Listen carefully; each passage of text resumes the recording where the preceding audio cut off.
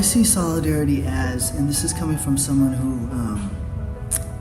again, benefits from all the privilege that our society can give one person as a sort of white male, and I've been privileged to work in technology and banking and make money. That's allowed me a comfortable lifestyle. What I think solidarity calls me into is not just caring about issues in the abstract, and not just volunteering here on the holidays, as much as that's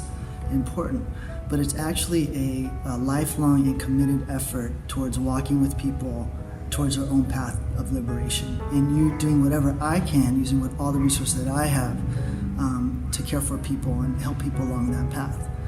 So solidarity means actually a commitment to walking alongside people and actually giving up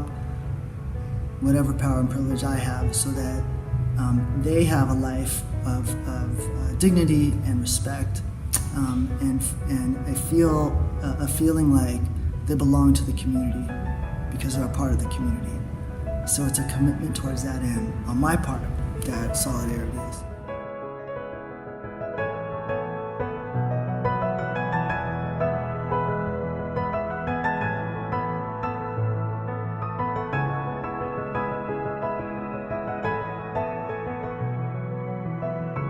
I just encourage all volunteers, the volunteers that I see on Saturday, to come and volunteer at Sacred Heart, and to also reach out to the community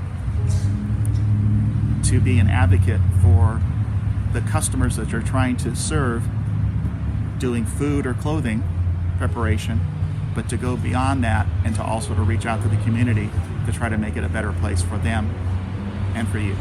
I have been helping with the cause committee and door knocking to spread awareness about renters' rights, also getting rapid response training to help and be an ally for communities that are affected by ICE and deportation threats. But I feel like Sacred Heart, being able to provide all of these services and being able to recognize them as intersecting constantly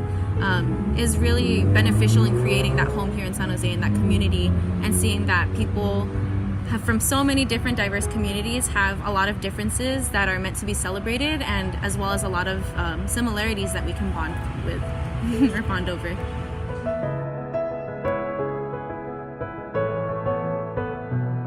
The first thing that we can do to make sure that we're in solidarity is to open up our eyes to the reality of and the experience of families that are in this community, that are part of the fabric of this community. When we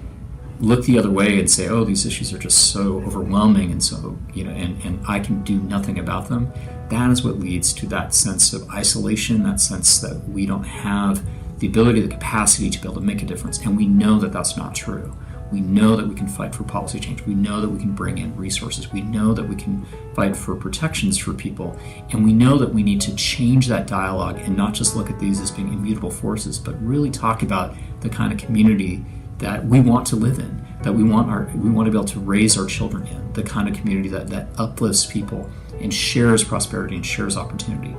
That's what solidarity means, and that means putting ourselves on the line, coming, supporting, volunteering, donating on the one hand, and on the other hand, being able to be in connection with other people, learn their stories, go stand with them as we are fighting for significant policy change at a local, regional, and statewide level to make sure that everyone can share in the prosperity that this valley promises.